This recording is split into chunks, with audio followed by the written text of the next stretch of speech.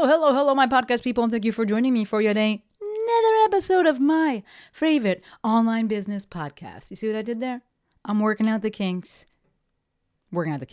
If you are listening, tuning in, watching this on the day that it drops, it is Monday, August 25th. Is that correct? Yes, it is. Monday, August 25th, and August is flying by. Today we are talking about construction during collapse, aka building something as the empire collapses around us. I am big grateful to have this podcast as an outlet to talk about this stuff. So if you are listening, whether you're a new listener, old listener, though special shout out to my OGs, thank you for allowing me to have, or supporting me in having this space. A bit of a random thought, but I am not grateful for whatever happened to my Microsoft Word settings. Yes, I use Microsoft Word. It works. And the goddamn spacing is messed up, and I have to manually change it every time I create a new document, which is very often. Maybe it's happened to you. If so, what'd you do? It's annoying. Every time. The spacing is set at 7.92 after each line. I don't know why it would happen. So, not grateful for that. Also, still not grateful for Donald Trump. Fuck that guy. In case you haven't heard it today, fuck Donald Trump.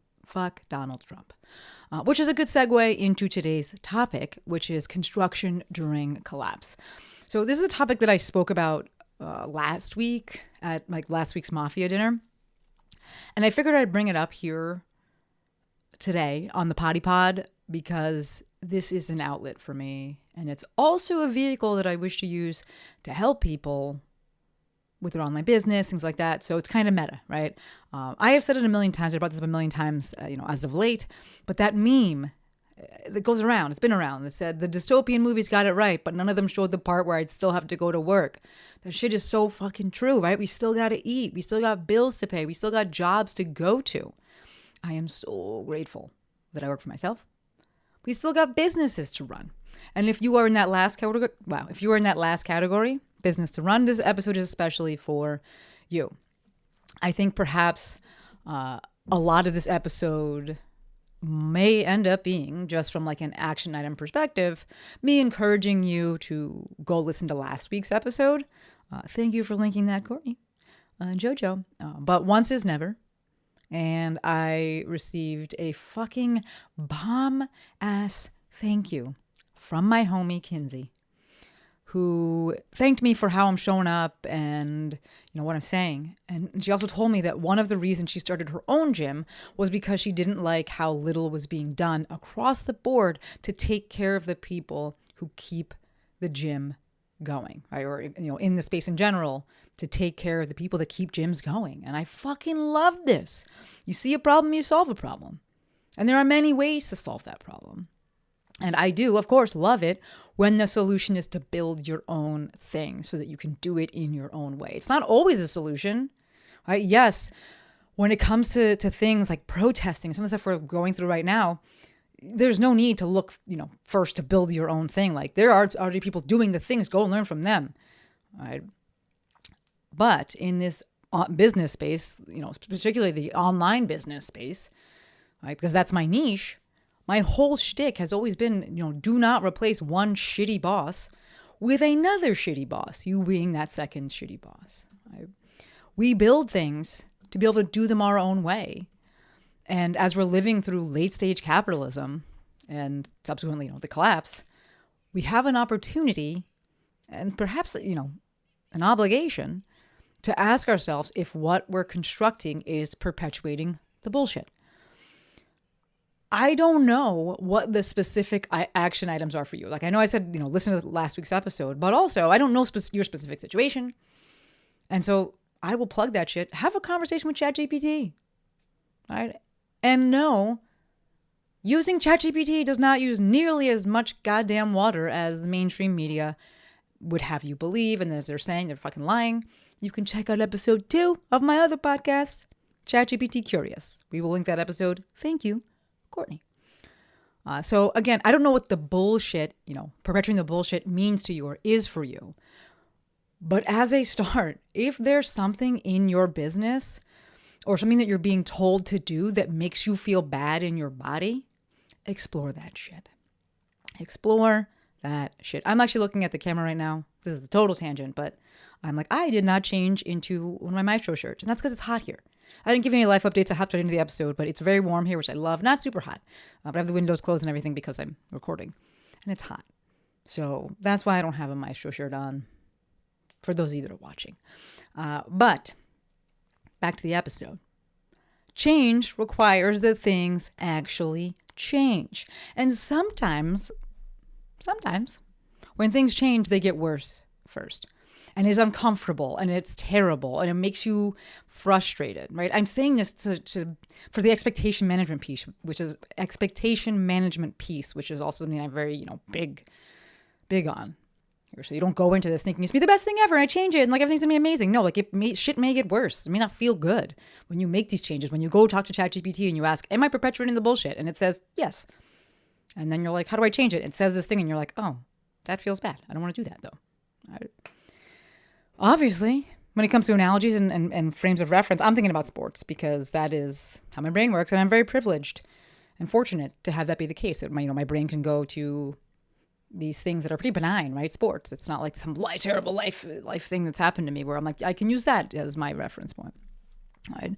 This benign example that allows for parallels to be drawn. But in this case of, changing things and things getting worse, the first thing I think of, this is kind of a life update here, is Lex and I working on more, this is volleyball, not relationship-wise.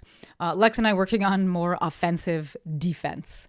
And that means losing sometimes. But honestly, I don't mind because I'm like, it will lead to more winning eventually. And it's part of the process. Right. But we can feel it. There's certain episodes, certain practices where we'll be learning something new. And you could just feel the energy in the class. People don't like being bad at things. It's a group of high achieving women. You don't like being bad at things. And you can feel the energy. It's just really tense. And they're like, fuck, this is so difficult. Right. Changing things can make things worse. It oftentimes makes things worse first. Right. But I've spoken about this in the past. I think I've done an episode about this where we can look to change the definition of winning, right? And in terms of volleyball, it's not about getting more points. It's about successfully doing what we set out to do, right? We many times can alter this, right? I do realize, again, expectation management and being realistic with things, I do realize that some friction within oneself can and will arise when this idea is applied to life. And the reality that changing something, in this case, something in your online business, could have a negative financial impact that you may not recoup.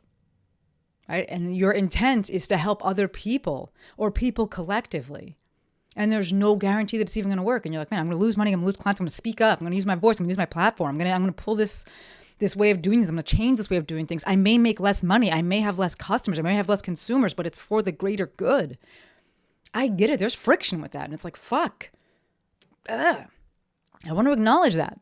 That's part of what I was saying earlier, though. Change requires change. And many times it's uncomfortable.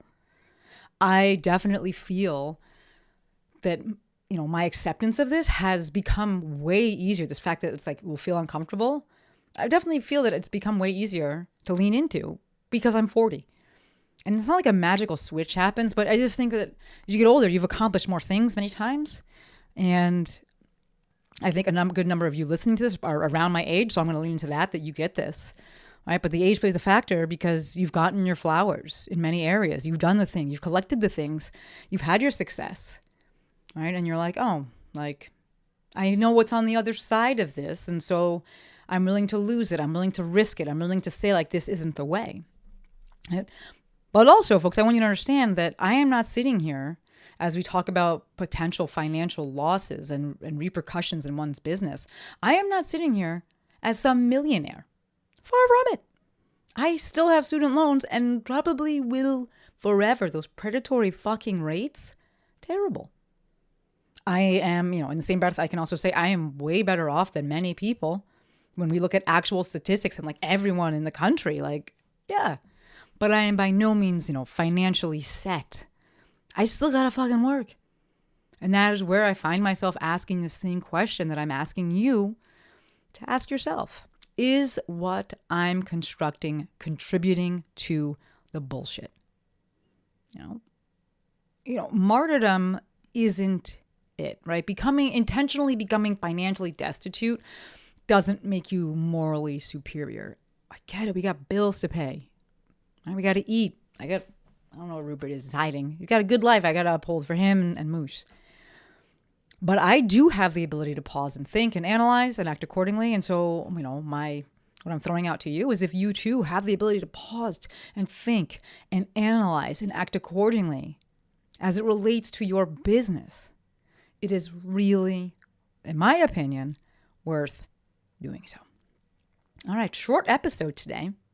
That's all I got for you. Go back and listen to last week's episode if you haven't already. I guess we can hop into real quick life and business updates. Lots of volleyball. Lots and lots of volleyball. We had MBO, Manhattan Beach Open, this past weekend. Lex and I just watched literally 11 billion hours of volleyball. Kim came and stayed with us, and KB, her husband, which was really nice to have both of them here. And it was really it was fun. I still want to go back to Stade. I am ruined by Stade. I want to watch international volleyball far more than I want to watch, just the U.S. volleyball. Although I will say the women's side is so deep, and I sit there with frustration because there's just so much talent, and I'm just like, where do these women go? What are you going to end up doing? Like, no one makes money in this sport. The sport is failing. The leadership is fucking terrible. They're running it into the ground. And I'm like, if I was independently wealthy, this is like one thing I'd want to fund. First of all, I'd be like, no cats are homeless. They all have something. But I also be like, let me fund this thing. Let me bankroll this thing for a bit so it actually takes off. Like, there was a 16-year-old, I think she's 16. This woman, a girl named Sarah Wood, and she's out of Florida. Oh no, she's out of Pennsylvania, I think. And she like flies around the country with her dad, and they fly around and they do all these tournaments and like all this to say there are other kids in that family, but they really support this girl's volleyball career. And I'm like, that's amazing. And also, some part of me is like, for what? Like, I'm all about athletic accomplishment and achievement, but it's like so frustrating to me to be like, she's putting all this time and everything into this, and there's like no future. Like, it just kills me. We could have such a good fucking life, and I get it. Good is subjective. Good is 100% dependent on like your values and everything. But like, things could be very, very different than they are now. And all I can do, and all I can really say, not all, but one of the top things that comes to mind, first is, is what I'm contributing to the bullshit, right? I'm saying that, hey, if I was independently wealthy, I would donate to this, bankroll it. Well, do I have any expendable income right now that I can be putting towards something? And I do make donations every month to this, what is the word I'm looking for? Environmental cause. I got staffed outside of the grocery store at one point, and I was like, you know what? I will donate. I will. I can afford $25 a month. So just asking myself, the things that I'm building, are the actions I'm taking right now contributing to the bullshit? Are they fighting it? Am I waiting for, to be a different person, to be in a different position in order to start doing the things I want to do? Can I do them right now in some way, shape, or form? Right. So that's the volleyball update. That's the life update, the biz update, the new podcast, folks. Check it out. I'm big proud of it. ChatGPT Curious. It is cruising, and I get to ask myself about that question. Am I contributing to the bullshit? I have a podcast that's talking about AI, right? But I really do believe that just covering our eyes and being like, it's not here, we just don't use it, is not the answer, which is why I started the podcast. I want to educate people. I want informed consumers, informed customers, informed users. So that's what I'm doing over there, and I'm really enjoying it. So check it out if you haven't already. ChatGPT Curious. Check out the website, chatgptcurious.com. So yeah, check it out if you're interested in ChatGPT or AI in general. And that's all I got for you. All right? I realized I said like 4 minutes ago, I'm going to wrap it up. And then look at me still yapping. All right, officially, we're going to wrap it up here. As always, endlessly appreciative for every single one of you. Until next time, friends, Maestro out.